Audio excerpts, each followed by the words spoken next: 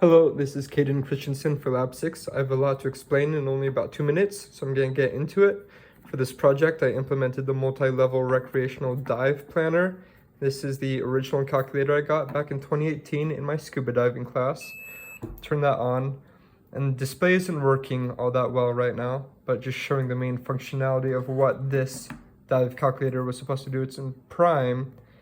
Is you go into dive planning, you click yes. You click enter and then ask for multi-level dive, yes. First dive, yes. And then you enter a level or the amount of depth you're going to. For this, we're going to say 35 feet. And then it asks for a number of minutes. So I could say 50 feet. And then enter that in. And then it spits out a number that tells you how safe your dive is.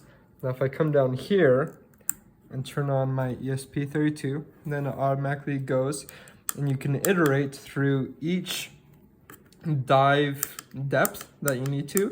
Starts out at 35 feet and goes all the way up to 140 feet and then loops back around. So if I say I want to do a dive of depth 60 feet, then I could select to this, then it asks me for a time afterwards.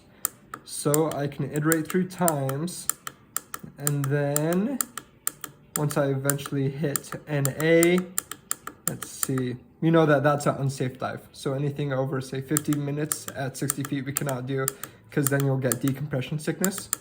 So say we want to go the original depth plus the time, 16 minutes, then it spits out group D. And then D is actually a very safe dive, so you know that you're okay to do that. The main troubles I had with actually implementing this was printing things to the screen. So I was working through multiple things like SSD 1306, Platformio, IDE, and then I just had multiple issues. So luckily AJ and Ryan were able to help me out somewhat with printing items to the screen. I'm actually really happy about how this project went. I think it went pretty well for me. It might not look like much, but I had to go through many checkpoints. Then whenever I went through those, I always printed out my code to Google Docs because I was afraid that I would lose it.